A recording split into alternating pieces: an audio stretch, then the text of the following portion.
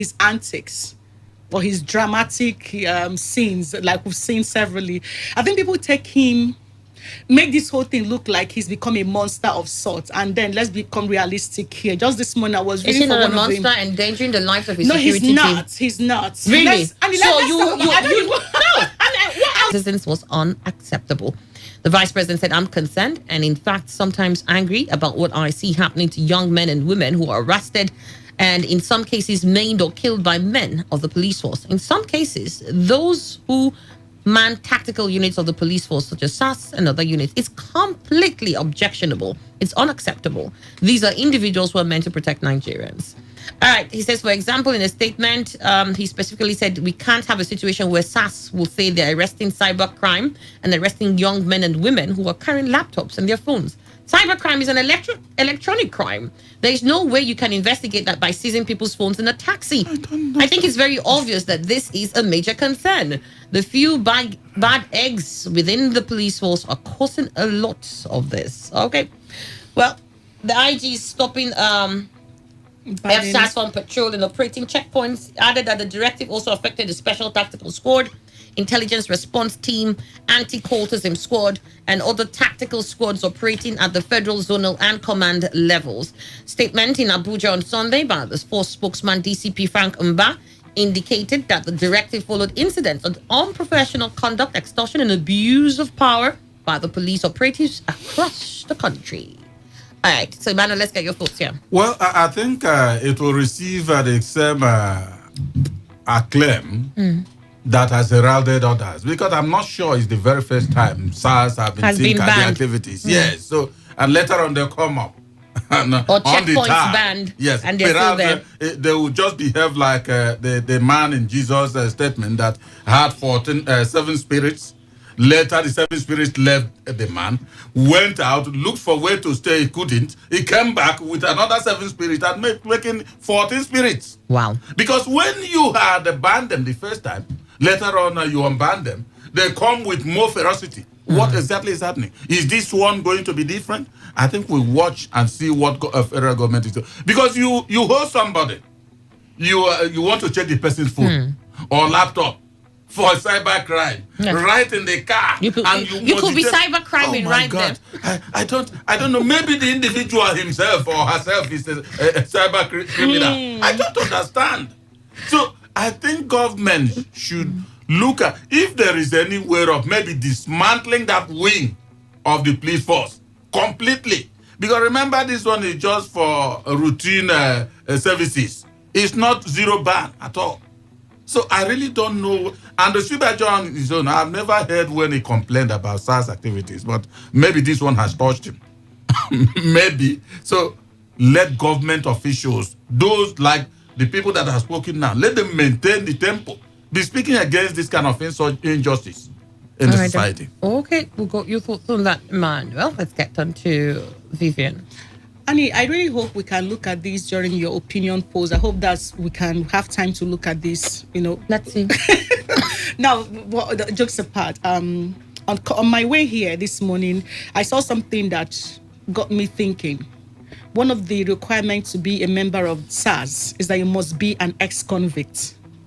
And there are other details. Who said so? Yes. In fact, let me quickly read that out to you. I said, where did you get that information? Not you reading now. Where did you get the information from? From the recruitmentdesk.com.ng. Recruitmentdesk.com.ng. I saw it online. Whose recruitment desk? This is a website. Whose recruitmentdesk.com.ng? This is a website. Hold on, Annie. This is a website in Nigeria. Within our domain, it is not outside anybody of our domain. Can open any website. And wait now, this is not. Go to the other websites. Hold on. Now, when I saw this, I checked through and I saw this and I asked myself, is this really true? Or is there something? No, hold on. You can't. I mean, there's no authenticity to it. I'm not saying that under the police. This is not just the only website. Sorry, this is not just the only website. We can go through all that. Now, when I say this, I say it with every sense of responsibility and concern, not to antagonize the Nigerian police force, not at all. I don't even agree with the NSAS now thing. And my reason is also very simple. There's a reason why SARS was created. And when we now say, okay, NSAS, What is the alternative to taking care of the situation that led to creating SARS in the first place? So these are the things we need to look at. There are too many issues that surrounds the SARS activities that we need to begin to tell ourselves the truth, because we can shout end SARS and end SARS from now to tomorrow, like you already pointed out. Whether we like it or not, they are going to come back until something is done. But the question is, what do we want to be done? We can't be shouting answers, like I said, answers. There are criminal elements in the society that led to this. We agree that the activity presently is not serving the purpose. But that doesn't mean we also need to consider that. So if we shut them down, what about the situation that led to the creation of it? So I don't know. There are too many issues surrounding this that we cannot just pretend that they don't exist, or we can just, overlook them. There is a major issue when it comes to SARS. And then it's not just when it affects you, because like the lady you talked about, that's the one we're talking about on social media before this whole matter now came up, where the guy who was killed in Delta. Like, how do you murder somebody and then you drive away with the person's car? I don't know. I don't understand the kind of human beings that we are forced to deal with in the society, especially those who are supposed to be protecting us. Not wearing uniform, the ID saying is banning them. Or are these not part of their responsibility? Are they not supposed to be on uniform in the first place? So I don't really agree with the IG's position on this. I don't also agree with Abbas Osiba just saying he is angry. Your anger, your emotional disposition is not a solution to these menace that we are talking about as Nigerians. We need more from the government, and we hope that. What are your thoughts, Vivian? We've got to introduce Dr. C.A.J. Chimwa. He's a legal practitioner and a legal analyst, and he's living in Nigeria, so he must have encountered a couple of SARS operations. You took it from mine. It's a really pathetic situation. Nigeria has become a nation of task forces. You set up an agency by law and you assign it a function. It fails to perform the function. What you now see is a task force. And that is an admission of failure, but with something of arrogance. You fail, but you give the impression that you want to do something special. And that's what we've been trying to do. State governments, federal government fail to perform the things they will. They create new agency, either by law or by administrative fiat. SARS has been on the special teams that the IG sets. They're all indication of public admission of failure to secure this nation and to enforce the law. And incidentally, when you create such body, there's that kind of, like I said, you're failing, but you're making it look special and with some pride. There's an impression in the minds of those who are put in those special divisions that they are special, they're extraordinary, and they are licensed to do what is beyond the normal. The first time I experienced SARS was over 10 years ago. The one in Port Harcourt has not come to Obiapo Market here. They were at Borokiri.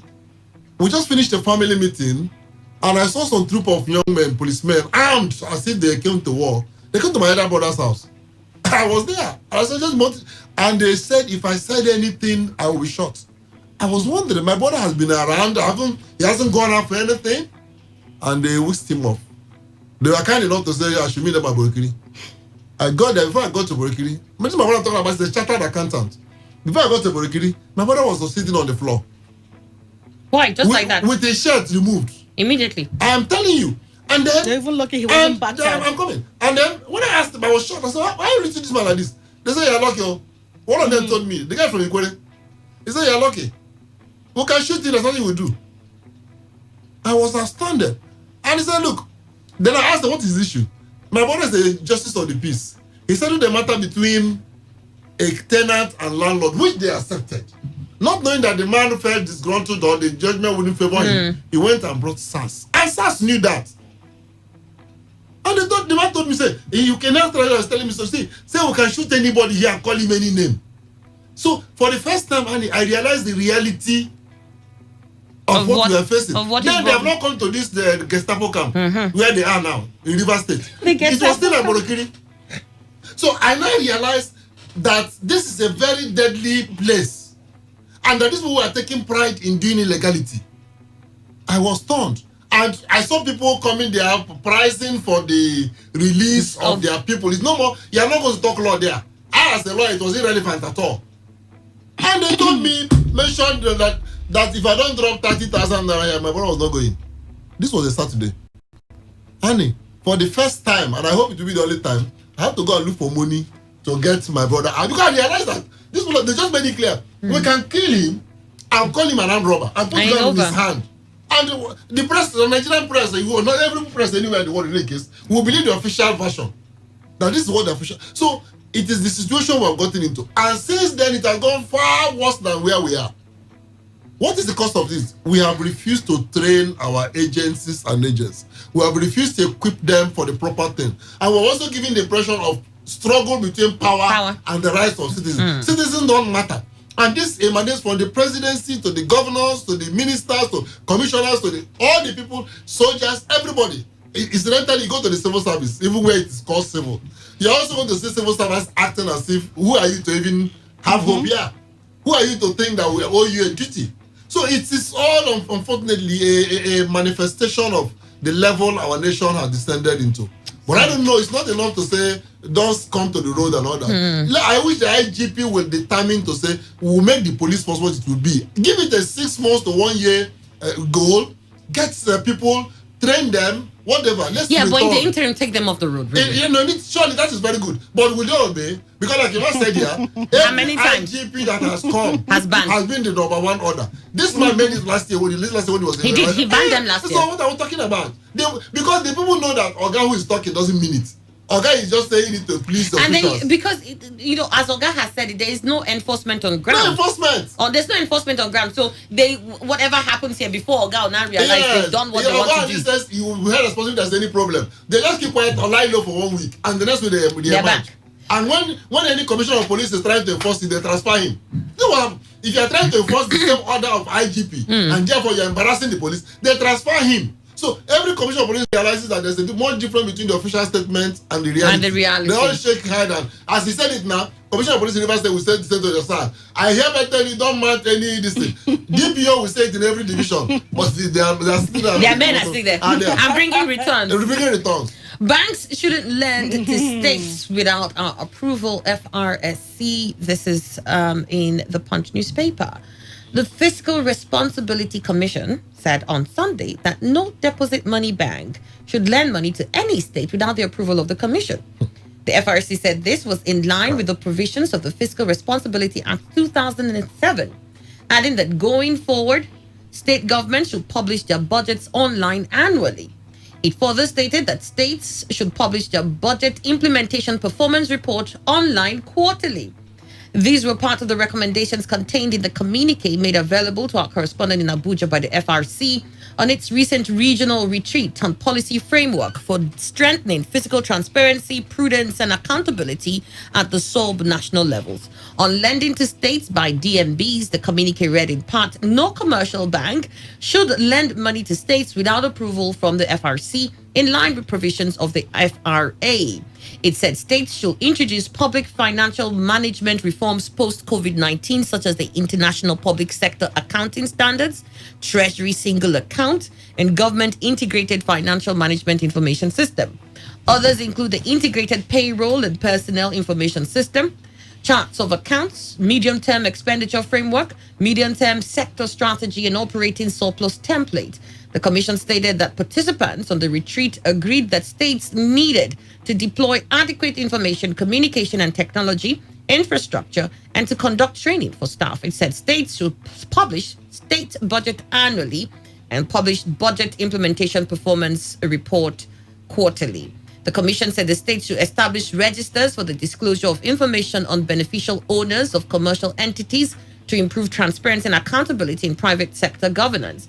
The FRC should articulate and disseminate the key benefits of domesticating and implementing the FRA and the consequences otherwise with states, the commission said in the communique. It noted that the FRC should sensitize the National Economic Council and the Nigeria Governors Forum on the need for the domestication of the FRA and the establishment of state commissions.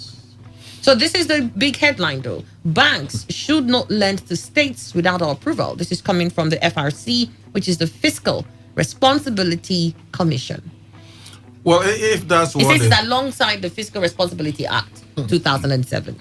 If that's what the law states, it wouldn't be a bad thing for them to maybe re-emphasize it talking about the FRC now. Is it FRC or what? FIRS. FIRS, good. No, not FIRS. FRS. FRC, good. Fiscal Responsibility Commission. Okay, good. But if it's not what, because one thing is that's why Chinwe is here as a lawyer. No one agrees that this is what the law means or not. When you take an issue to court, the same law will provide this and that. That's why you have attorneys arguing on this and that. So, but as they are saying their own, and if there is maybe any law guiding banks to do what they should do, that is where the problem comes. So I think the whole thing will be they will certainly listen to what maybe if anyone breaches the other's own right, you take it to the right quarters. Simple. I think that I'm saying. But don't lend to courts.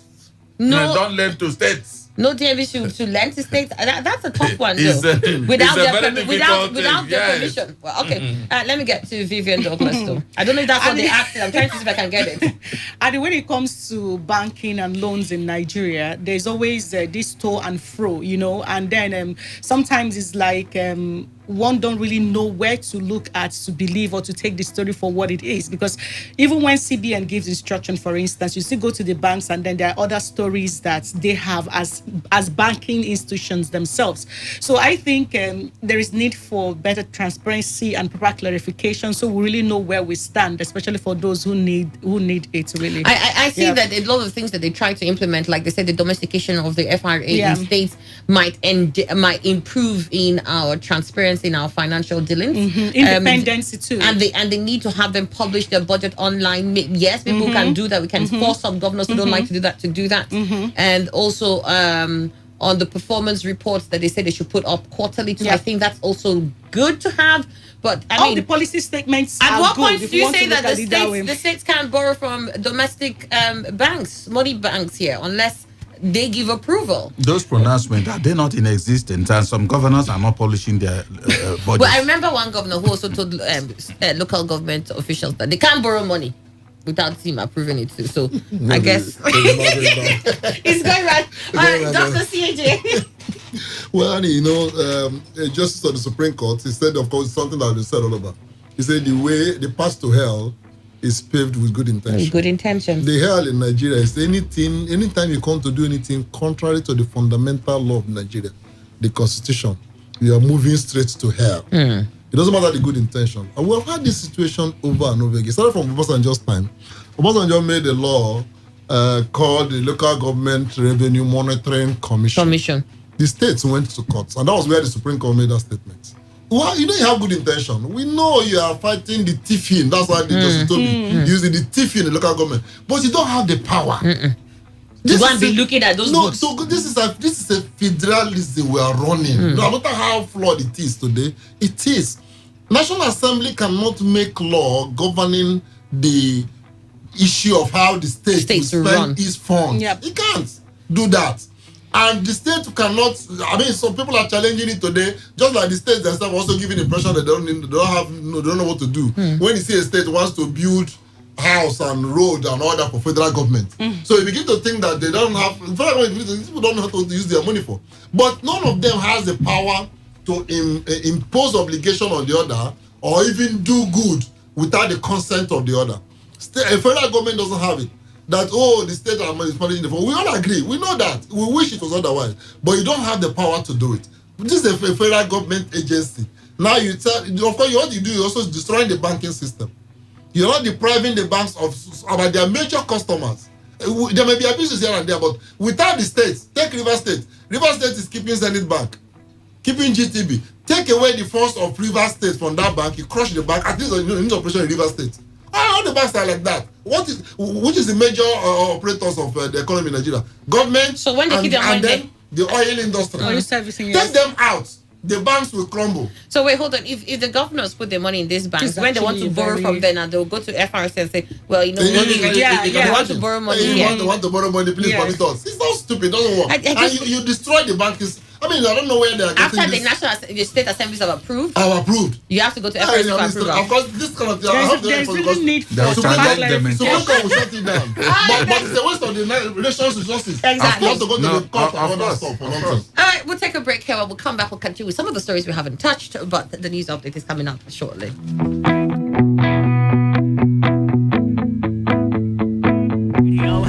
never been this good. Today, 95.1 FM, Port Harcourt.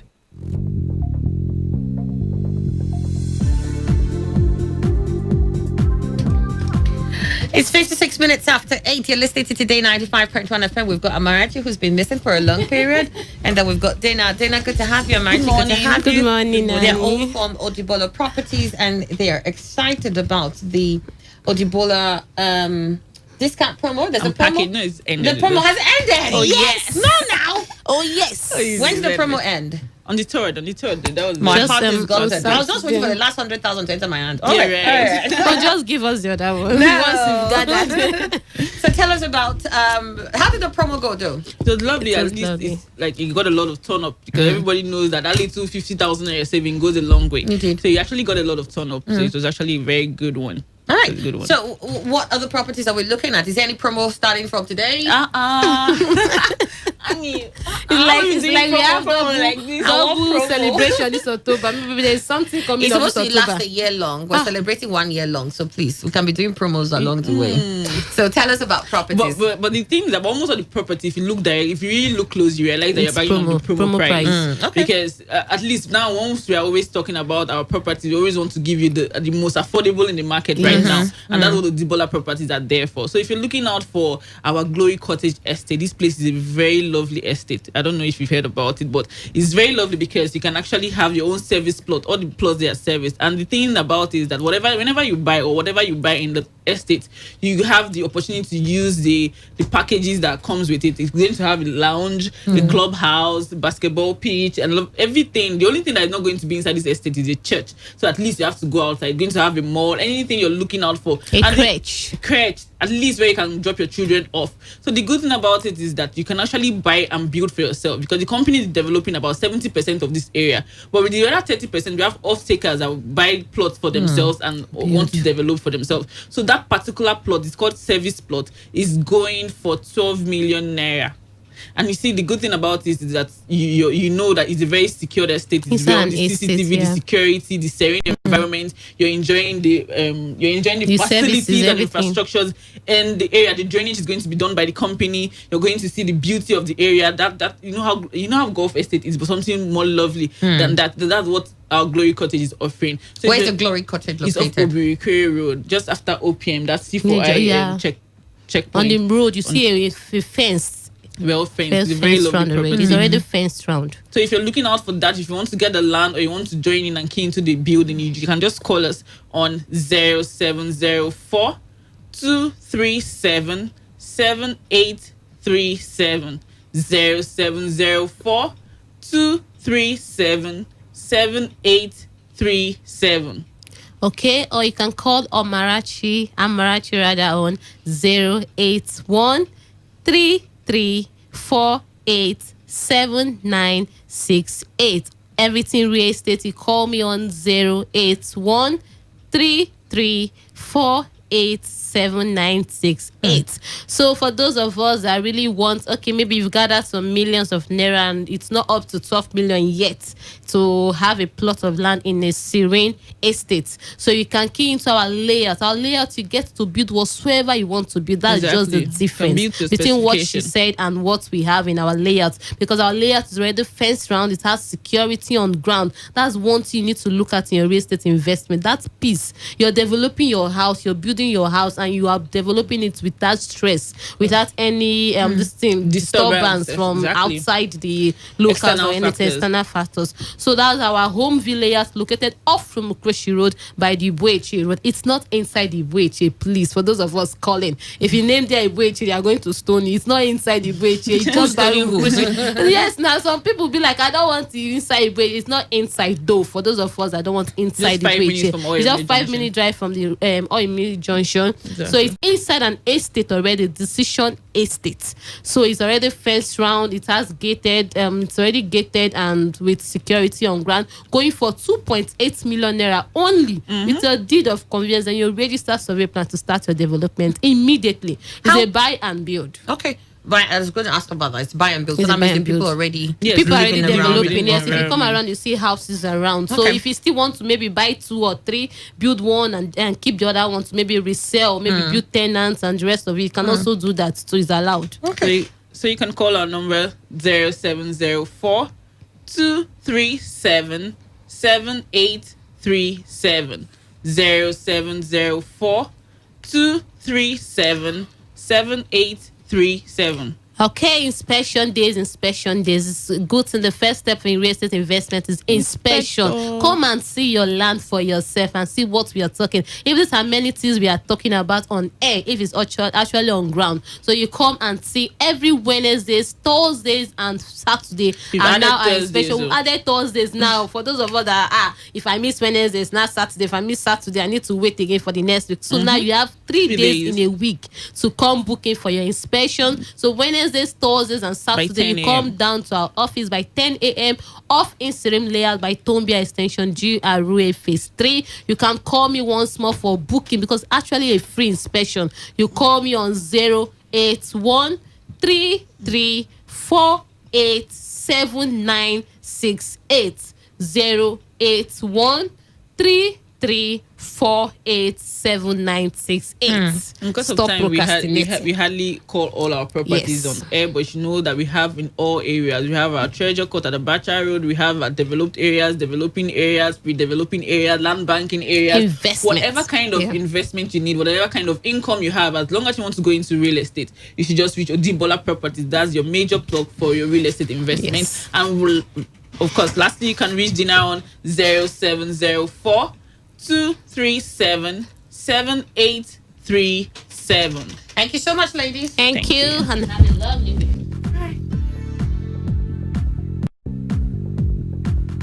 Every hour, when the big stories break, depend on our 24-hour news team to bring you the latest. Today, 95.1 FM. Today, 95.1 FM, Port Harcourt. News update.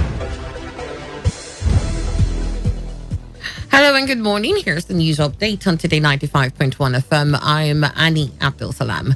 Rivers State Government says it is collaborating with the National Mining Association of Nigeria to exploit other aspects of the natural resources that are found in the state. Commissioner for Energy and Natural Resources, Dr. Peter Midi, made the disclosure in an interview with our correspondent, Chinedu Iwuna. Midi said that geological studies are expected to be conducted in order to expose those other natural resources that are available in the state. The commissioner also urged that Miners Association involve investors in the geological survey. The Inspector General of Police, IGP Mohammed Adamu, has banned operatives of the Federal Special Anti-Robbery Squad, FSAS, the Special Tactical Squad, STS, and the Intelligence Response Team, IRT, from undertaking routine patrols as well as stop and search duties. The police spokesman, Frank Mba, disclosed the directive of the IGP in a statement. The directive is coming in the wake of an outrage over alleged criminal and extrajudicial actions of FSAS officers against citizens in various parts of the country. In the statement, the IGP also directed that no officer should embark on a patrol in Mufti. The IGP further warned the tactical squads against the invasion of the privacy of citizens, particularly through indiscriminate and unauthorized search of mobile phones, laptops, and other smart devices. Vice President Yemi Osinbajo has commended the Inspector General of Police, Mohammed Adamu, for banning the routine patrol of the Federal Special Anti-Robbery Squad and other tactical squads of the Nigeria Police Force. Speaking to State House correspondents at his residence in Abuja, Professor Osinbajo described the routine attacks on young people as infuriating. While condemning the actions of some officers he called bad eggs of the force, the Vice President asked the police to stick to their mandates. He also commended civil society organizations for speaking up against the injustices meted out by some security operatives on young Nigerians. On the foreign scene, the head of Kenya's police force has ordered the arrest of 2 members of parliament in connection with an outbreak of violence between rival political supporters that left 2 people dead and several injured. Indidi Nyoro and Alice Wahome are accused of hiring people to instigate clashes between supporters of President Uhuru Kenyatta and those backing his deputy William Ruto. Police Chief Hilary Mutuyambai has also ordered that vehicles hired to ferry goons be tracked and detained to assist in investigation. Supporters of President Kenyatta and those backing his deputy Ruto pelted each other with stones and burnt tires outside the church in central Kenya. The two leaders have fallen out largely due to Ruto's intention to run for president in 2 years' time when Kenyatta stepped down. And that was the news update. And today, 95.1 FM, do not forget, take responsibility. You must wash your hands frequently with soap under running water once you're out and about in public. Avoid touching your face in high contact surfaces to prevent coronavirus. To have a great morning. Radio has never been this good. Today, 95.1 FM, Port Harcourt. Talk radio. I listen to a lot of talk radio. 95.1 FM.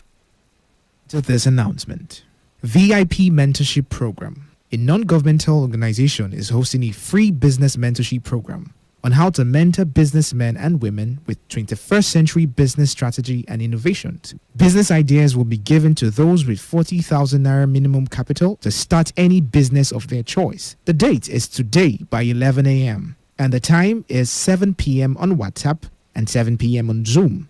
Note, this training is free for only the first 10 people that text yes to 0803 824 2126. Again, 0803 824 2126.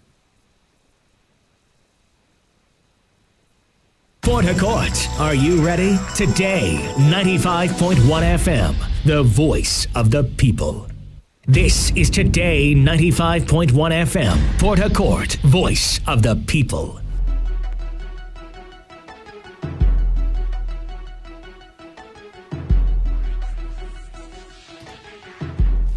Hello and good morning. It's exactly 8 minutes after 9. You're listening to Today 95.1 FM. And I've got with me here home business consultants from Daily Alerts Nigeria, Mr. Alfred and Mr. Claudio. Good to have you both. Good morning. Good morning. Good morning, Port Harcourt. Good morning, everyone. All right, good. So let's have an introduction about this Daily Alerts business. Yes, our company is called Daily Alerts Nigeria, a platform to recharge and get paid. What do we do on Daily Alert? What we do is to help you make money from the bills you pay before now. Such bills that usually take money out of your pocket. Such bills like your airtime, data, GoTV, DSTV, start times, including electricity bill. You've been paying these bills countless times, and then nobody has ever still pay them. Yes, and you still pay them for the next 20, 30, 50 years. If God permits you to stay here. Yeah. Then we created a system that allows you to pay these bills and get paid on them. Meaning that you pay for airtime, you get paid. Pay for data, you get paid back.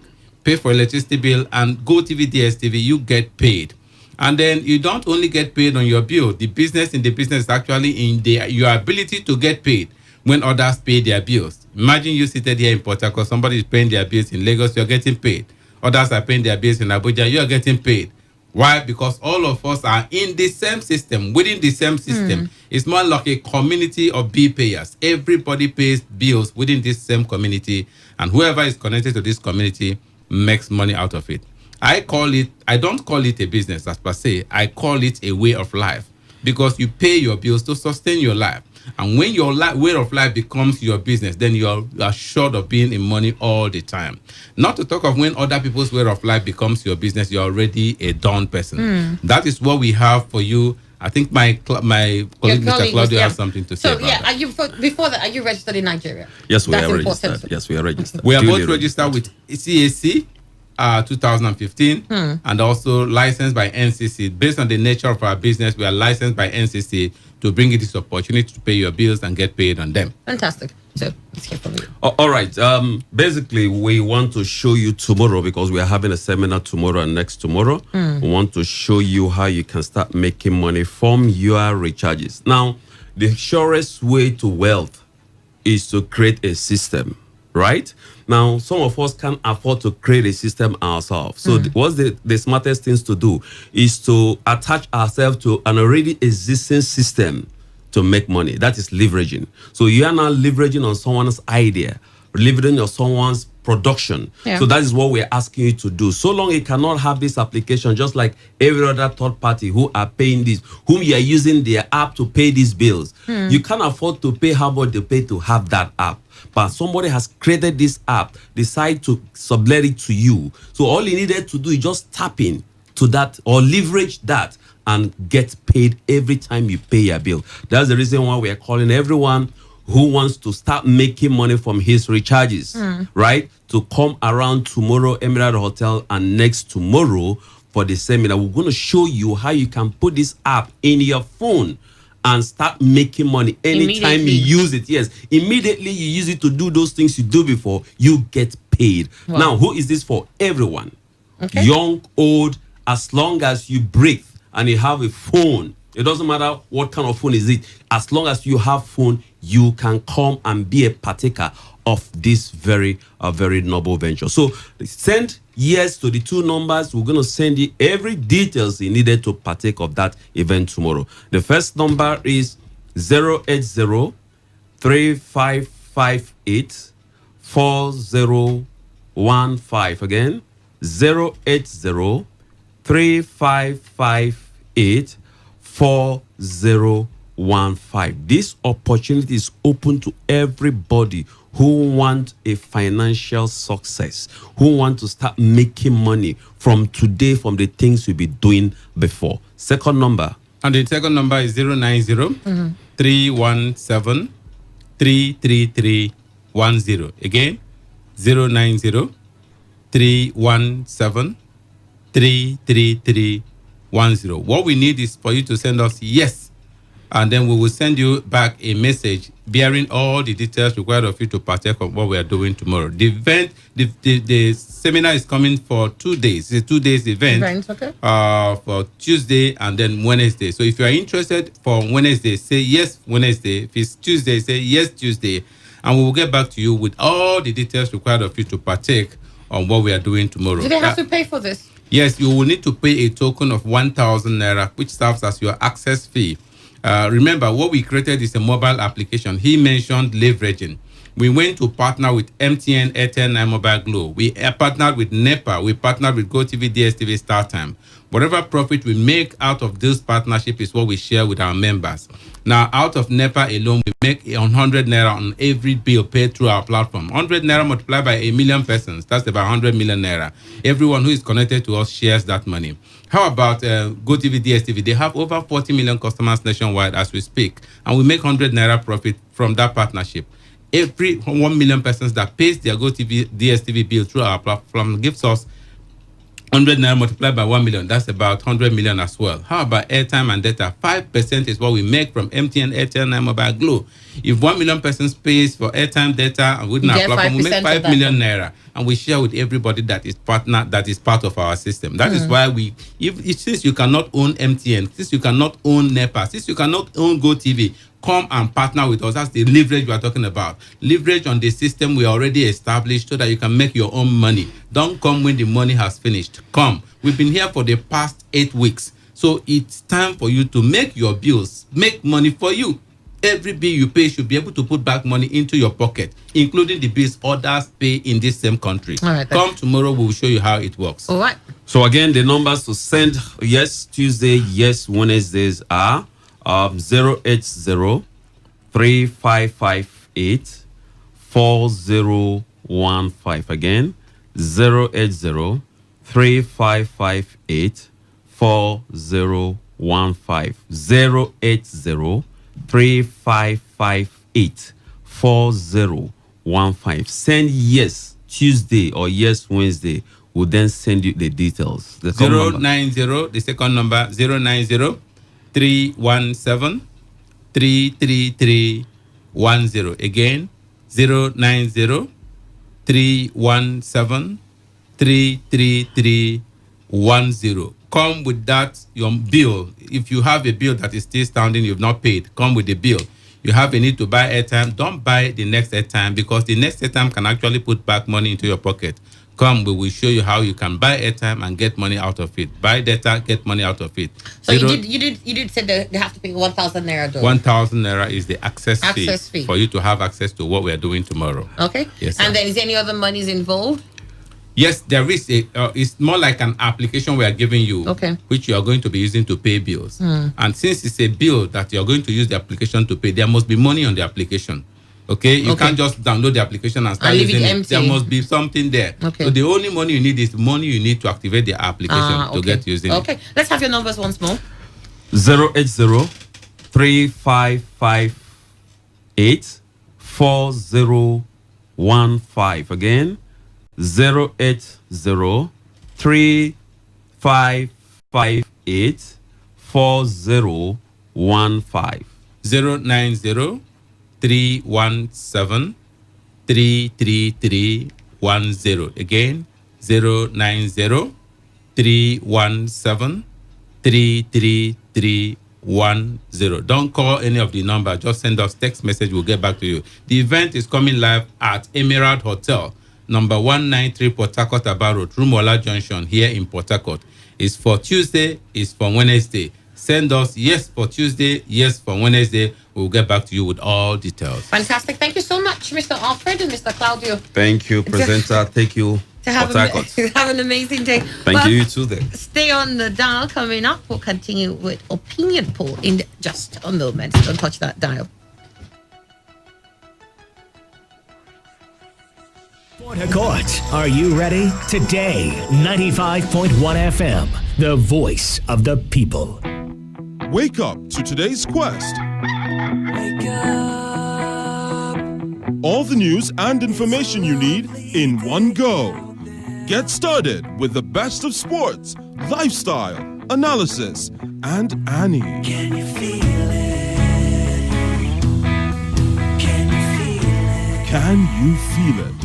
Wake up to today's quest with Annie on Today 95.1 FM from 6 to 11 a.m. weekdays. Fantastic.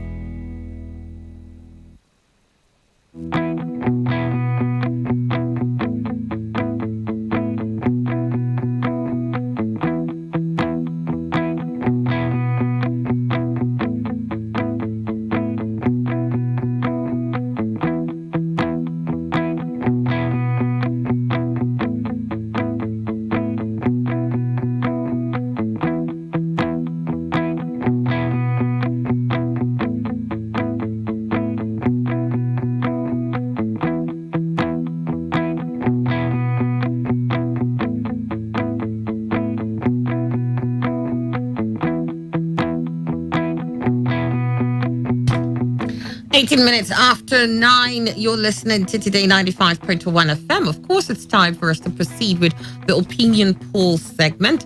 But just before then, let me just quickly run through some of the stories that we did say we would love to touch from the newspaper review segment. The last story that we had to look at FRSC asking that banks don't lend to states without their approval. And then let's look at PIB proposes 2.5% funds for host communities. PIB proposes 2.5% fund for host communities. The Petroleum Industry Bill has proposed that the host communities will receive 2.5% fund on the basis of the oil company's actual operating expenditure for the preceding year. The previous versions of the PIB that were not passed had provided for the creation of Petroleum Host Communities Fund, into which the companies will contribute 10% of their operating expenses.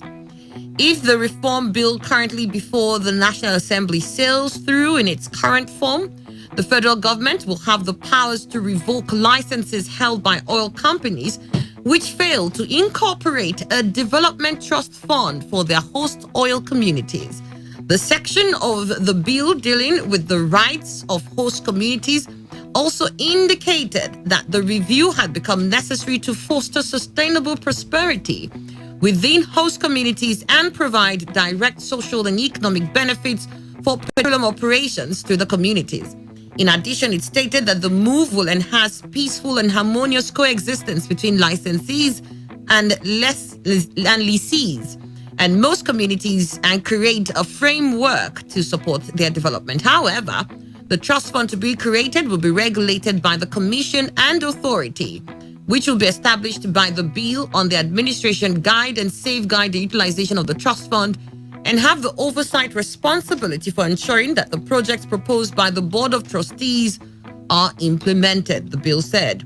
When passed into law, the trust fund is expected to be incorporated within 12 months from the effective date for existing oil mining license or leases. The bill provides, and I quote, failure by any holder of a license or lease governed by this act is to comply with its obligations under this chapter may be grounds for revocation of the applicable license or lease. The Constitution of the Host Communities Development Trust shall allow the Host Communities Development Trust to manage and supervise the administration of the annual contribution of the settler contemplated under this chapter and any other sources of funding. The objectives of the Host Community Development Trust shall include to finance and execute projects for the benefit and sustainable development of host communities, undertake infrastructural development of the host communities within the scope of funds available to the Board of Trustees for such purpose, facilitate economic empowerment opportunities in the host communities, as well as advance and propagate educational development for the benefit of members of the host communities. End of quote. It further noted that the fund to be set up will support healthcare development for the host communities, support local initiatives within the host communities which seek to enhance protection of the environment, and local initiatives within the host communities which seek to enhance security. It stated that notwithstanding the provisions of the Act relating to funding of the trust fund, nothing shall preclude the host communities from their entitlements under any other law. On the funding of the trust fund, the bill provides that each settler, where applicable through the operator, shall make an annual contribution to the applicable host community development trust fund of an amount equal to 2.5% of its actual operating expenditure in the immediately preceding calendar year, in respect of all petroleum operations affecting the host communities for which the applicable host community development trust was established. End of quote. The PIB stressed that the settler shall, in the determination of membership of the Board of Trustees, include persons of high integrity, professional standing, who may not necessarily come from any of the host communities. While 35% will be spent on capital projects, 20% shall be paid into a reserve fund, which sums shall be invested for the utilization of the host community development trust wherever there is a cessation in the contribution payable by the settler. But it went on and on to explain a bit further, but I think we have a general understanding of what the current PIB in the National Assembly proposes for host communities. Mando. Well, I think let us see exactly whether in the first place it will sell through. These are just catalogs of positions. Yeah, but what do you think about the position? Yeah, the position, for me, it seems there's a variance, at least a variance, with the one that wasn't sent to the, that didn't sell through to this extent, and this particular one. But whichever one would be better, I think it would have been if we had known the details of the other one. But for now, I think it seems that the host communities are giving attention. Because like I said, I don't know what warrants the states represented by its governors to be receiving whatever belongs to the place. Now, I have a house, and it's in my house you are tapping this oil from. You are devastating my ecology there. But there are several villages and towns that are not suffering the oil degradation in the state. And those people may have the favor of the governor or government. Then they will channel the development to them. And leave with this my house so that this thing is coming. But wait, hold on. I think this one is different from that money that comes to host. No, that I'm just saying, this particular one on stage, I think it will continue. Yes, this one will, because they did say that all the other entitlements, this doesn't take it away. Yeah, that's what so I'm the only other saying. one that the host monies that are supposed to come to host communities that comes through the federal government is different from this one that's supposed to come through the oil companies actually carrying out operations there. I know, but what I'm only saying, why I said is saying the host communities are giving more attention now. Okay. That one, for instance, may reach them however they share it. And this one is squarely theirs. Yes. Yes. So that is what I'm just saying. Okay. And if this PIB, like I said, is the owner of National Assembly, because the bill has been there, sleeping there every time. So if truly they want it to live there, now let us see exactly how it's going to work. All right, let's get to Vivian. Okay, my interest in this particular, I've not read the first one. I really don't know much of the details. But my interest in this one is that there is direct provision for host community. For me, that's been the major concern when it comes to oil producing states and the thing that is going on here. A quick trip into Ogoni land, for instance, which I have worked, will paint a better picture on what is really going on in the host communities and why it is now needful for this to become a system. If it passes through, if it will go through, it will be a good one. However, there's a one where you were taking the last paragraph, you talked about the trustee not being from the host community. I don't know if I got that right. It said it can take form anywhere. Okay, not necessarily from So the trustee now is where the concern is, because you talked about other funding that comes from government that goes to host community. We can't really say much about that because in terms of implementation and all that, because it is sad. I keep saying it on this show. It is very sad that in the whole of Niger Delta, we cannot say take a child to this specialist hospital. A child from Niger Delta, take this child to this specialist hospital so that he or she can be taken care of, because it doesn't even exist. So, and then if you go to UPTH and see the struggles they have for an oil producing region, it is a shame. It is embarrassing. So if now there's going to be proper provision, I hope that whoever the trustee is will go out of their way to make sure that these funds are pay attention to this bill, and then when it's finally signed into law, that they know exactly what belongs to them. They begin to make proper demands to say, for us, this Gokana local government, for instance, or for this Oloibiri, for instance, wherever, to say, this is what we want, something that's beneficial to the society. It wouldn't be a bad idea to see that aged parents have where they can be taken to when they need health care, It wouldn't be a bad idea to know that when a child is sick, that child can find a way. We understand, everyone per se, but let everyone pay attention and see that when this comes to law, becomes the law, that they take charge and look into whatever the trustee is doing. Yeah. Okay, got your thoughts, Dr. CAG. Well, I think it's an improvement over what we have had, even the earlier PIB proposal and the extant law. One major problem in our nation, and perhaps it's been the situation in all nations, but some overcome it. There is always this constant struggle between power and those who institutions of power, government, and the rights of the people. The nations we're all looking up to, the reason why they are what they are is that they have grown to the point where they value rights of the people above power. True. Nigeria has completely not started in the area of rights. Federal government takes all the mineral resources in the country and puts it in the federal government, and that is for those in power. And the man tells you that this thing we have, I will use it the way I want. So if he wants to spend all in Daura, he doesn't care about Ogoni or Kokola or Soku, where it comes from. He doesn't bother. Now, after so much struggle, life of people have gone on all that, nations, communities have been destroyed. We now got 13% for the states as derivation. What are the states doing? The same thing. The state governors also act as if it is their own and determine where to. Let me expend the funds. Assuming the governor comes from Origwe, where I hail, and the governors are want to turn Origwe into the new Dubai. He doesn't bother whether there's a pipeline across my community. He doesn't bother. He just does it all. And the people in the same communities in River State are crying. There's no sense of justice. Yeah. And that is also the fear I have. This trusteeship is good, wonderful understanding. Good one. I was part of the negotiation when they are doing it at President Hotel. I saw that, look, for the first time, communities are going to be engaged in deciding what this thing is to be spent on. Good, but Annie, as they start up the community trust board, suddenly those in the board became lords. Those in the boards are now the ones who are riding big cars and talking down on their community. Oh dear. So my fear so is as lower as we're trying to get the money to the people, there's still another super low that is found. That is my own fear for Nigeria. Even like people talk about restructuring, which I support and all that. The problem is that this thing is beyond geography. Sorry to seem as if I'm sounding racist. You're sounding racist. I will allow you to finish. Okay. I'm an African.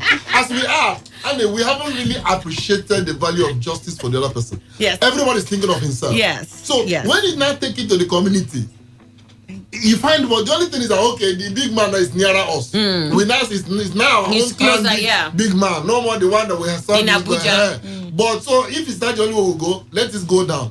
It's still a better option. Setting up this trust for communities. Because I thought the River State government, for instance, would have long ago decided, look, there's no one can stay in Port Harcourt and reach all the communities. Identify the communities where they have flow station, oil well, and pipeline, and then decide what to do for them to make them have a feel. Because it's a shame that in this state I can't get up here and say on a vacation I want to go to Sogo. We can't. Right. Or in other places in River State. But yet, it stays in our governor, for instance, stays in Port Harcourt and decides for everybody. Yeah, I get your point. And that's the challenge we have. I get your point. All right, well, that is as PIB proposes 2.5% for host communities. You find that story in this day newspaper. Then I also want to take this story from the Guardian newspaper. I mean, there's so many stories today. I don't know if all I'll do today is look at all the stories. So busy weekend. Yeah, it has really been a busy weekend. And this here says, I never defied security reports. Zulum replies ex-DSS chief. Governor Babagana Zulum of Borno State has denied claims that he defied security reports before the multiple attacks on his convoy by terrorists at Baga.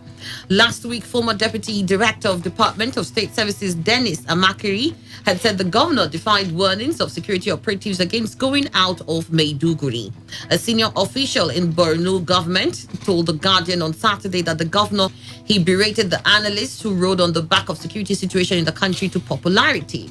I do not know where anyone will generate some kind of information, but of course, as it's observed, many people who want to be referred to as security analysts exploit the Boko Haram issue to appear on TV and claim knowledge of many issues.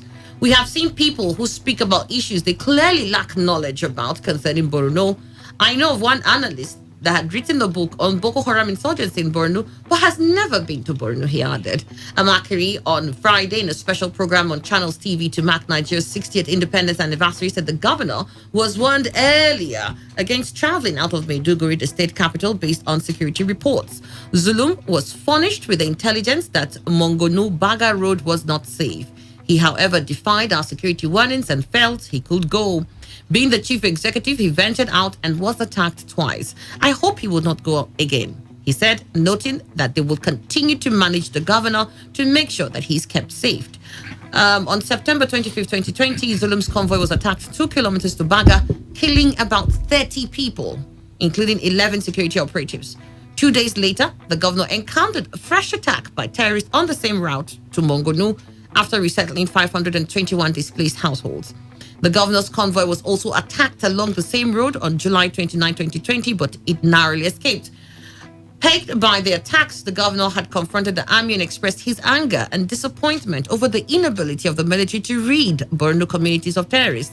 His words, and I quote, "You have been here for over 1 year now with 1,181 soldiers. If you cannot take over Baga, which is less than 5 kilometers from your base, then we shall forget about Baga. I will inform the Chief of Army Staff to redeploy the men to other places that can be useful." End of quote. The governor alleged sabotage in the fight against bandits in the northeast. President Muhammadu Buhari needs to know the truth on the ongoing counterinsurgency operations in Borno, he had lamented. But the military said Zulum's allegations of sabotage are untrue. According to an eyewitness in the government's press crew that fateful Friday, the terrorists deployed a donkey laden with improvised explosive devices along the road to attack the governor's convoy. A soldier in the convoy had to shoot the donkey and triggered multiple detonations of explosives, killing not less than 8 policemen, he said.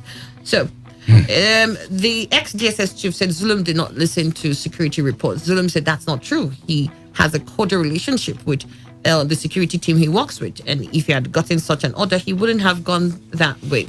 But Zulum has also at several times chided the military for not doing enough in Baga, had queried them for their inability to quell the Boko Haram insurgency in that area. And he's also said in several fora that he's having sleepless nights knowing that he has people in IDP camps, that he must return them to where they came from. And we understand that when he went to Baga, it was to return some of the IDPs who had been displaced from Baga home. And this is the reason for which he went there. So, Emmanuel, let me get your thoughts anyways. I think the governor will, by the way things are going, not be deterred. Because I don't know what that Makri wants me to believe about Zulum. That he's like a Shekau who has 9 lives. And he will hear very well that don't take these routes. It will bring you a death or the death of people in your convoy. And Zulum will now come out, not having experience in strategies of war, jump into his van and say, let's go and die. I don't understand. Look at Trump. Look at Trump. Look at Trump. These things happen. So, I don't know. Well, Trump is something that could affect. But Zulum told this outright fire. And they said that place is not safe. So, they just said that place is not safe, guys. It's not safe. For me, I think that since the day I heard about this interview of Amakre, I've been doubting it personally. I say, how can Zulum? He's well ready. He understands exactly about the war, and then he will just go give himself. What if he dies? So for me, I don't know, but he has, heroic governor. He has certainly said that he didn't defy such warnings. All right. So for me, I will believe Zulum. Okay, that's my choice. All right. Okay. And you're entitled to your choice. Yes. Vivian, let's hear from you on this. I find it very interesting that this conversation is going on in the first place. And I'm glad about a particular piece you wrote, because when I heard this Amakri's interview, on 1st October, I was watching TVC North Channel, but I read this later on. That when it's very funny. It is very funny because if he knew how this particular incident happened, especially the one with the camel, donkey rather, if he knew about it, that's common sense. There is no way. So okay, look at this now. One of the military guys who were with Zulum on that trip knew. Are you saying he or she didn't know that there was going to be danger? If Zulum should know, so whoever the military person should also know. Now, but if you look at the way it happened, a camel was laden with IEDs or whatever it is. A donkey rather was laden with IEDs. Yes. You saw it. Maybe it was trying to. Maybe they would have sent it out when they saw them coming. It's not as if this thing was planned. Oh, we're going to. There'll be IEDs. Are you now saying the military has information amongst the Boko Haram people, and then they knew about it, and then didn't do nothing? Zulum has said that there's a sabotage in the process here.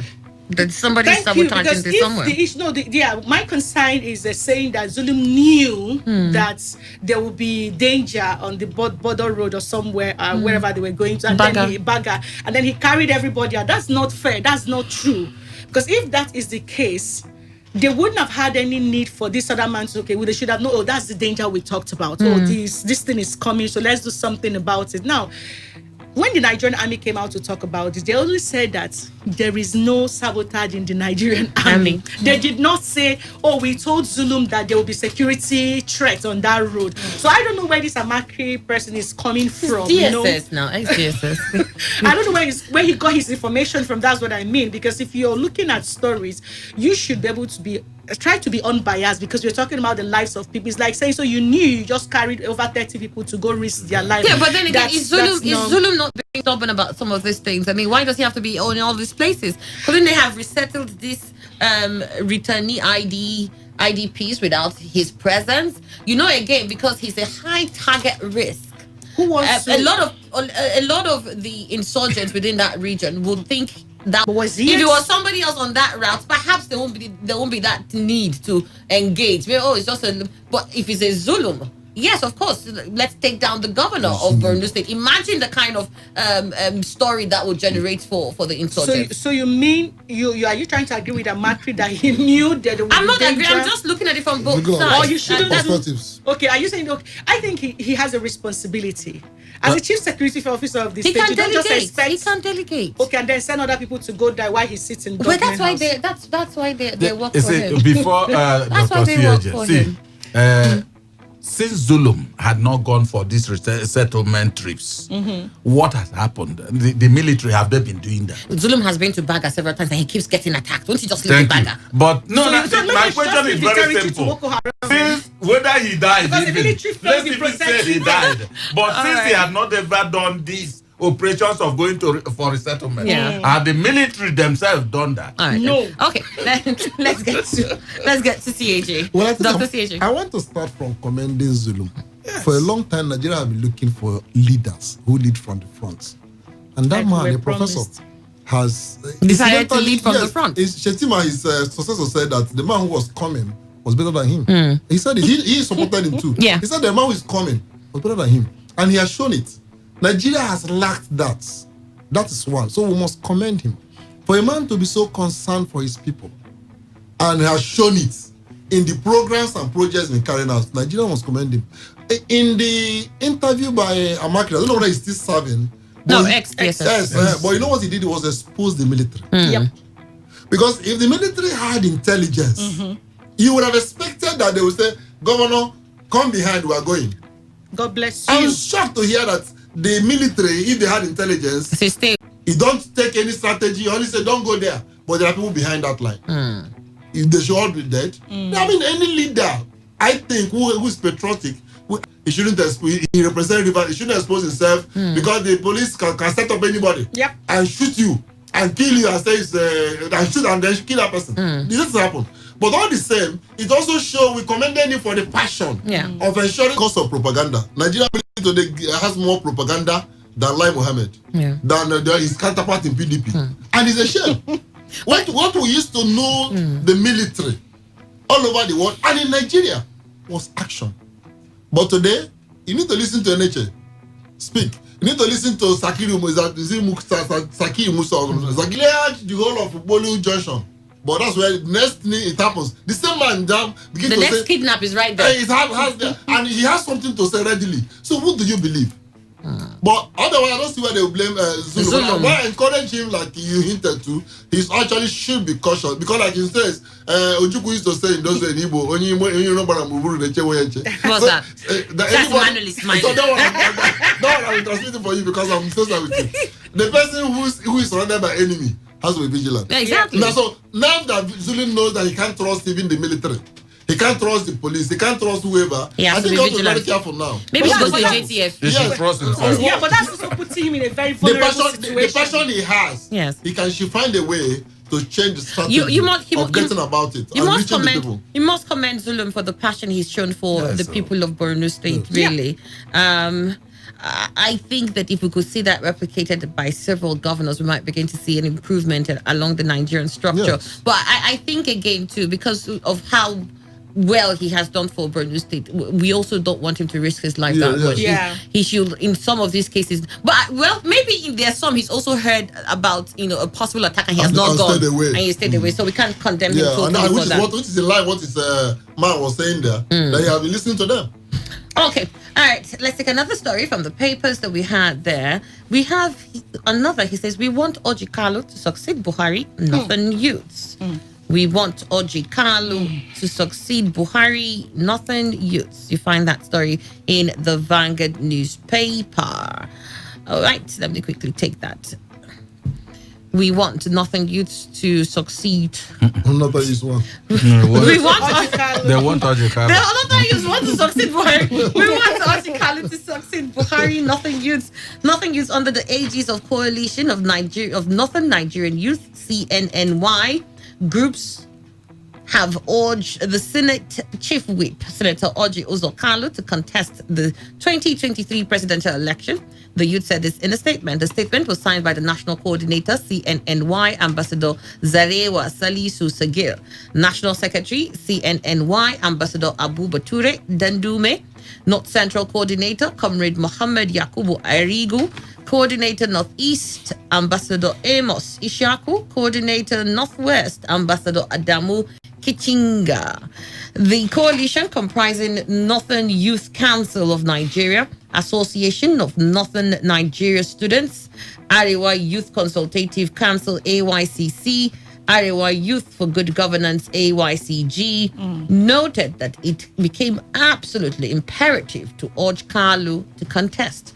According to the youth, Senator Kalu has the leadership acumen, capacity, dexterity, and contacts to be Nigeria's president. The statement read, and I quote, "We are the coalition of Northern Nigeria youth groups, comprises Northern Youth Council of Nigeria, Association of Northern Nigerian Students, Arewa Youth Consultative Council, Arewa Youth for Good Governance, under the auspices of the Northern Nigeria Peace Foundation, with the sole aim of advancing good governance, national unity, promotion of religious tolerance for a peaceful existence, and also bring lots of development and prosperity to millions of Nigerians.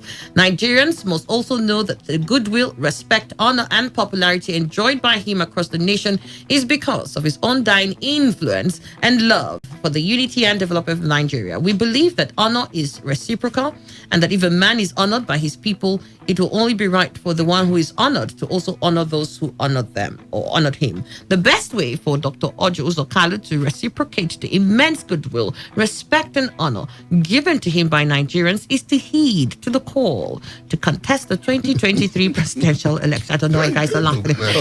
We hope. I'm not laughing, actually. We hope. No, me, I'm looking at the master. We hope he will make it.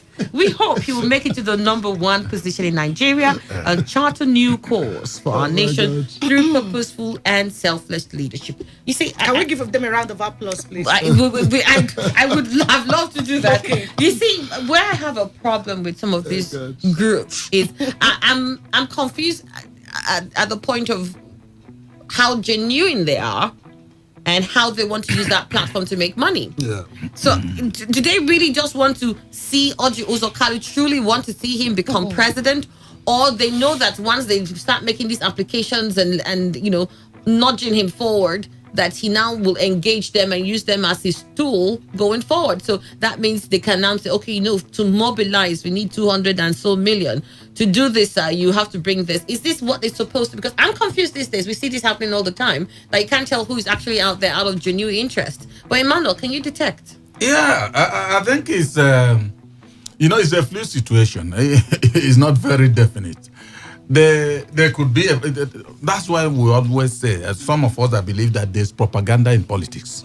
Because what they have just done, their political group, they've represented, they said all the nuts. All the nuts is there. Good. So they are there. They are coming up with this propaganda. It could also be that their gen is from a genuine heart.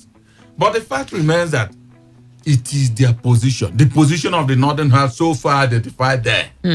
Now, Orji is who they want. In fact, as far as Nigeria is concerned, as far as Nigeria is concerned, the only man they have seen now in the southeast is Orji Uzor Kalu. Yes, sir. So they have every right to position him.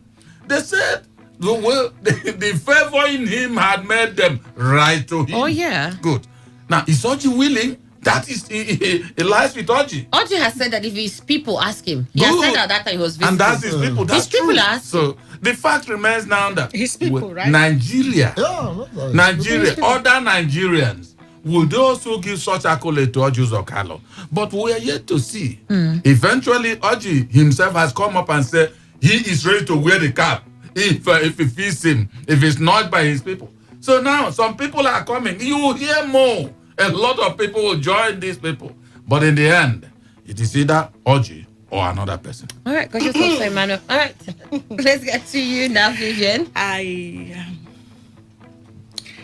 First of all, I'm from Abia State. Oh, great. I worked under Orji Uzor Kalu in 2007. So let me give Zokali himself will come out in this country and open his mouth to say he wants to contest or to become the president of Nigeria is simply the audacity in impunity which has been allowed to become the stay in Nigeria. Otherwise, we are still struggling with what he left in Abia State, the state of Abia State. We're still struggling with the fact that as a representative, he was jailed for what exactly? Who is even talking about that? So you look at us as Igbos, as people from Abia State and South Nigeria, Southeast Nigeria, as a matter of fact. You have the audacity from as a northern youth in the name of one Nigeria. You are now the one coming out to say, you're gathering yourself to say, if anybody's going to represent Buhari, and if it's coming from the east, it's going to be Ojo Zokal. What exactly is that? I think we really need to begin to respect some lines. Why are you saying that nothing youth can demand for such? They can demand for such. They have a right to demand for such. But if you want to demand for something, you also need to respect the fact that this man has never had any federal position when it comes to serving Nigeria as a whole. He was governor. He was born in the north. He was governor, now senator. Okay, I thought you said he was born in the north. No, he was governor. No, he was governor, you understand? We worked under, like I said, I worked under him directly. So if you're going to pick someone as a governor for that is from the southeast, you need to respect those of us here to actually say, okay, this is who we want. You don't gather yourself as northern youths, northern this, and then. Where is the courtesy of saying, okay, you are from the, what do you even think? As far as I'm concerned, even if they give him the ticket, I can bet you that Abia State, the real Abians, won't even support him. That's one. And then if we're saying that we want someone from the southeast to become governor, let's begin to talk about the likes of Peter Obi. That's where we should need to begin to have this conversation. Nobody should be mentioning Ojo Zokal. I'm an Igbo woman and I can say this to him or anywhere that no. That conversation, we're not open to having it because we know what we have been through. Abia State, for instance, is the worst governed state in the southeast as we speak. Or was it during his tenure? Because I heard that his tenure, compared to all the other governors, his tenure was far better. Where, let's begin to point out. Yeah, you and Emmanuel will have that. Hardball. Ojo Zokalo is the best governor so far. Yes, I'm not having that conversation. Hardball. Let's move on to CHH. Well, I think it's something ordinarily to cherish when we have a Nigerian who is being endorsed by those not from the same political. The reign of local champions has been a problem because when you emerge as a local champion and you get to the national scene, often you begin to see things from that local perspective. I said that last week, yes, if I remember. That's the problem we're struggling with Buhari today. Buhari had been always, as far as civil politics is concerned, always a local champion. The only people Buhari knew are from Daura. Later on, he extended to Katsina, later to Kaduna, and all. So he can't remember today. He wants to appoint a permanent secretary. Buhari doesn't know anybody, any name, with all respect to him, from say Rivers State. But you see, Ojo Zokalo now. He knows Amechi. How you say he will? No. He knew Amechi when he came. Now he has known him. Until now, the reason why the only person Buhari has appointed into office is Amechi because that's the only person he knows. He doesn't know any other person in APC in Rivers State. He would have appointed, but he doesn't know. That has been the problem. Now, Ojo Zokalo now suddenly has a very national acclaim. The North is used from the North all over. Saying come, this thing is good. It's wonderful. But you see the problem we're having is that it's also another dangerous part to be a man, my people call him Bato. A man who is praised outside but has no name at home. That is, we also have that challenge now. You mentioned someone I don't want to mention, where the Rivers people are saying, everybody, sure, I understand this poster is all over North. But here in Rivers State, we're asking, what have you done for us? This opportunity Buhari or whoever gave you at the national level, what has it translated to our life? Even in the terms of those who are following you, or in the terms of this physical infrastructural outlook of River State, we haven't seen. So that's a concern. I think we wish we can get a man who is beloved at home, respected abroad. All right. So the challenge for Ojo Zokalo is beloved at home. Now you have got the endorsement abroad. Do you have Vivian who worked with you? He's not endorsing. He's saying that if you even come out, she will go to the Rasta and start campaigning. Yes. That's the challenge I for him. That's not fair. Will not agree. No, of course it's not agreeing. Let's leave that. You said it's hardball. If hardball, and this hardball, I'll be the one that will sit in. I will. I must see how this one pans out. All right, and just because I want to wrap up this hour with looking at this stories that we have for the newspaper review, we have just 4 more minutes. So let me look at this here. We have Here, Nnamdi Kanu, no hope. With Nnamdi Kanu, no hope for Biafrans. This is from Asari Dokubor. With Nnamdi Kanu, no hope for Biafrans. And it says the founder of the Niger Delta People's Volunteer Force, Mujihad Asari Dokubor, has again attacked the leader of the indigenous. Again, he's attacked. Has again attacked the leader of the indigenous people of Biafra, IPOB, Mazi Nnamdi Kanu, saying he has derailed the Biafra struggle. Dokubo, who said he's a Biafran and believes in Biafra struggle, maintained that the IPOB leader was not in any struggle for the restoration of Biafra Republic. The ex-militant fighter, who spoke exclusively to Sunday Vanguard in his country home Buguma in Kalabari Kingdom, River State, opined that associating with Kanu was his greatest regret. It gives me regret that in my life, I ever associated with a person called Nnamdi Kanu. That was when he was in crisis. I came out to defend him. In fact, my greatest regret is associating with Nnamdi Kanu. I can't make a spell he has cast on Igbo will be removed very soon, and their eyes will open. When he was in trouble, all of us came out to defend him because an injury to one is an injury to all. We risked our lives by speaking in support for him to be released from prison and for him not to be killed. Now he sees those of us who fought on his behalf for his freedom as his followers. Some of us regret ever lending our voice. We would have let him rot in jail because he caused more harm to Biafra struggle than anyone else.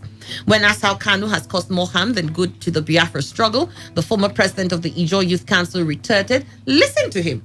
Don't you listen to his broadcast? He insults his insults to every Igbo person that disagrees with him. He has also extended his insults to other tribes, including the Ijaw people. He's attacking Ralph Nwazurike and Nya Wodo, Haneze leaders. Now he's attacking Pa Edwin Clark, who is not a Biafran. Biafra is the former Eastern region. Pa Clark has never been an Easterner, but from the Western region to Mid-Western region. So he's gone outside the Igbo to abuse Pa Clark, Isaac Boro, Ken Saro-Wiwa. How can you bring unity to the people by abusing and attacking their leaders? Is Biafra struggle an Igbo struggle? He's making it an Igbo struggle. The Biafra Nnamdi Kanu is pursuing will be worse than Southern Sudan if he wants to promote Igbo hegemony over Ijaw hegemony, Ibibio hegemony, and so on. He's power drunk. We're not even done with the struggle. He's assumed the position of leadership, calling himself the supreme leader. Speaking on how he fell out with IPOB leader Asari explained, it was during the Anambra governorship election when he said, there will be no election in the state. I disagreed with him. I said it will be a fatal mistake not to participate in the election. I told him it will be better to elect somebody who will have some form of sympathy, even if the person is not totally in the struggle, than to elect an open enemy who will use the state resources to support our enemies. He said no and declared that day Ofen Salah Day. Again, during the 2019 elections, I said, let's vote out President Buhari and let the person who will vote for also know that we are the ones that supported him, so that when the person is there, even if he's not with us, he will know that we contributed to the removal of Buhari. He said no, and started calling me saboteur. At the end of the day, Nnamdi Kanu came and said people should go and vote. He said he had signed, sealed, and a year and 5 months after the elections, we have not seen the signed, sealed, and delivered documents. He didn't tell us whom he signed the documents with, and he did not do anything to apologize to those of us who believed we had to participate in that election. Rather, he continued calling us names. I'm not a member of the PDP, but what have made me happy is that all of us worked together to remove Buhari. We did not do that. We failed. The truth is the vast majority of Biafrans don't want anything to do with Nigeria. Majority of us want to leave Nigeria. So Nnamdi Kanu, through Biafra Radio, has been able to reach out to some of these people and change the Biafra struggle into a cult struggle, who go about attacking people who are opposed to them. Before my quarrel with him, nobody was against him, but now people are no longer afraid of him.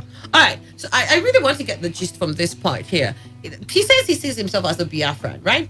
And then he says that Nnamdi Kanu has gone outside the scope to insult people who are not Igbos, and he's pushing an Igbo hegemony. I guess what he was looking at, if I'm not mistaken, is that he looked at it as the Ijaw speaking people were part of this Biafra struggle, right? Yeah. So at what point again does he say that he's insulting people who are not part of Biafra? Well, you see, Annie, first of all, I must say it very plainly that when Asare and Nnamdi Kanu were eating on the same plate, Emmanuel Ndukwe wasn't there. But now and you're here. something made them very sweet to each other. But now it's just like what happened in Edo. One has become a snake because favor has been lost. The truth now is that if he's saying that he I think he's an Ejo man, Yes, and Chief Clerk is an Ejo man. If Nnamdi Kanu insults Chief Clerk and Asari is saying he's not a Biafran, I don't know. There's a contradiction there. All I know is that let them, as they started being united, let them also pacify themselves and continue if they believe in their fight. If they don't believe in their fight, well, the thing has started having cracks. There's problem. Let me go and read the news while we return. I'd like to hear from you on this. Has never been this good. Today, 95.1 FM, Port Harcourt. Every day, every hour. When the big stories break, depend on our 24-hour news team to bring you the latest. Today, 95.1 FM. Today, 95.1 FM, Port Harcourt. News update. Hello and good morning. Here's the news update on Today 95.1 FM. I'm Annie Abdul Salam. The presidency has described calls by some persons and groups for the restructuring of the country as unwarranted and unpatriotic.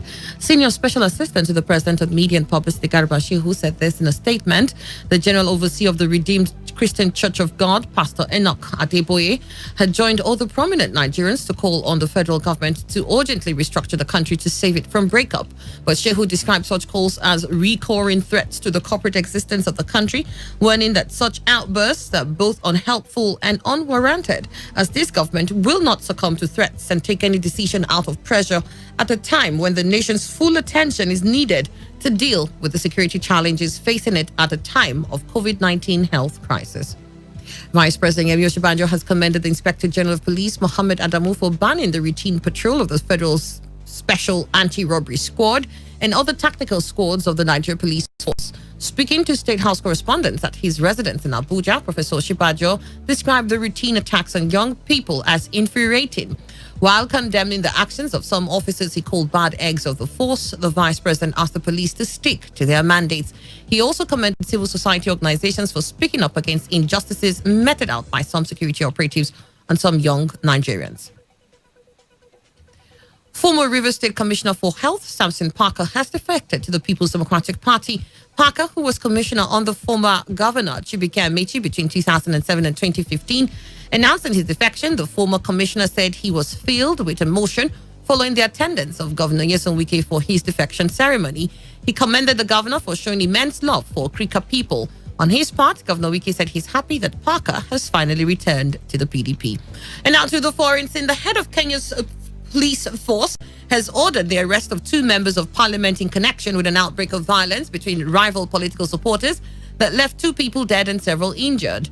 Ndidi Inyoro and Alice Wahome are accused of hiring people to instigate clashes between supporters of President Uhuru Kenyatta and those backing his deputy William Ruto. Police Chief Hilary Mutiyambai has also ordered that vehicles hired to ferry goons be tracked and detained to assist in investigation. Supporters of President Kenyatta and those backing his deputy Ruto pelted each other with stones and burnt tires outside the church in central Kenya. The 2 leaders have fallen out, largely due to Ruto's intention to run for president in 2 years' time when Kenyatta steps down. And that was the news update on Today 95.1 FM. Do take responsibility. Wash your hands frequently with soap under running water. Avoid touching your face and high contact surfaces to prevent coronavirus. Do have a great morning. This is Today 95.1 FM, Port Harcourt, voice of the people. Talk radio. I listen to a lot of talk radio. 95.1 FM. Live from the Garden City of Port Harcourt, Nigeria. This is Today 95.1 FM. Good day, listeners. We have in the studio Miss Runke Olagunju from the Wealth Creation Project. Miss Runke, you're welcome to the studio. Thank you for having me. Miss Runke, a lot of people want to know, what is this Wealth Creation Project all about? The Wealth Creation Project is an international business partnership organization that partners with forward-thinking Nigerians to help them raise the capital for their personal projects or businesses. Now, the watchword here is raise. We help you to raise the funds you need without borrowing from anybody over a period of time. Since March 2016, the business development arm of the Wealth Creation Project has been helping people build their businesses by providing them with a real-life functional roadmap to help them raise capital. Now, we know that having the capital to start your business is not just enough.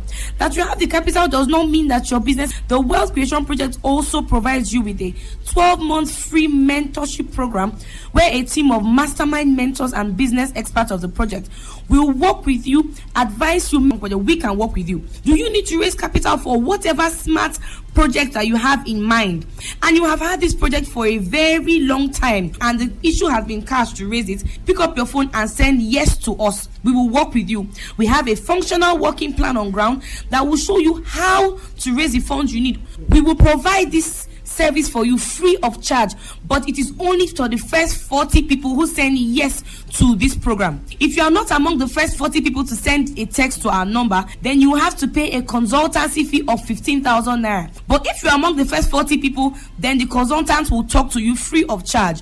Simply send yes. A couple of years and salary was never enough. I always dreamt of starting my own tourism business and my own catering business, but I wasn't able to raise the money from any avenue until I came in contact with the Wealth Creation Project, and in 3 months I was able to raise the funds for my catering business, it's called Assunville, and for my tourism business called Rondi Voyage. We take people on vacations to different parts of the country and we are currently promoting local tourism. Apart from that, after raising the funds, I was also mentored by the masterminds on how to make projects. Now we intend selecting only 40 people from this particular radio program that you are listening to right now. Now the number you send yes to is 080-338-19658. Don't just sit down and hope that your life gets better, because hope, ladies and gentlemen, is not a business strategy. The moment you sit down there hoping for life to get better, you are wasting your precious time, because hope is not a business strategy. Talk to our business consultants and be among the first 40 people to benefit from this project. Like I said one more time, the number to send yes, the calls are coming in. Don't call us, just send yes with your full name to 080-338-19658. And we'll work with the first 40 people over a period of time, showing them how they can raise funds for their personal projects. Thank you and God bless you. Thank you, Mr. Show has never been this good. Today, 95.1 FM, Port Harcourt. 95.1 FM, voice of the people. And we're back. Wake up to today's quest. Wake up. All the news and information you need in one go. Can you feel it? Wake up to today's quest with Annie on Today 95.1. 12 minutes gone past 10, and let's quickly look at this story. Nnamdi Kanu and from Asari Dokubo's view. I don't even see him as an Igbo leader, and I'm sorry if anyone gets offended. Yes, I'm original Igbo, I'm from Abia State, but it doesn't matter. People keep saying he's your brother, he's your brother. But again, what is his ideology? You don't just come on air and begin to shout, Biafra, Biafra, Biafra, Biafra. You claim you have a memorandum, you have a referendum. When did you take the referendum? There's so many things Nnamdi Kanu has said when it comes to this is pursuits with IPOB that anyone who is thinking really need to begin to question, not just because Asari is saying it, okay? Now, Asari's position, once again, is his opinion, his quarrel with Nnamdi Kanu. I don't even take them serious. I don't even see it as a real quarrel in the first place. So for me, it's no quarrel. He's no quarrel. Okay. Now, as far as Nnamdi Kanu is concerned, I don't see him as an Igbo leader. But he has a right to say he's an Igbo leader and then shout and do Biafra, Biafra. But for me, I don't see him as that. So anyone is free to see him as that. What's your thoughts on that? Let me just move on now to Dr. CJ so we can move on to opinion. Yeah, well, I want to say that it's somewhat unfortunate or ironic that Nigeria has allowed the Asari Dokubos and Nnamdi Kanus to be the ones that represents the face of the rebuilding of our nation. The entire Professor Tan David West and some others were raising issues, and politicians raised Asari against David West. Suddenly, Asari became now a militant, a Niger Delta youth, now a Niger Delta leader, now a man who stays in his house in Harristown and says that he can dictate who does what in Rivers State. The Igbos, Ohanese and all that have been for a long time saying, let's be fair to Nigeria, to ourselves, and Nigeria be fair to us. Take us as part of this nation. If the fourth war is over, let us, he said there was no veto, no vacuum. Let's run together. Nnamdi Kanu has become the voice. You need to meet some young men. I have one near my house that, and he's going to take you, if he starts argument, he just better surrender. He's so passionate about Biafra, I don't know what to say. The rest of us don't know anything. Because, but why do you blame him? Why do you blame him? He had a country that didn't listen to those who wanted to reason from major premise to minor premise to conclusion without the philosophy.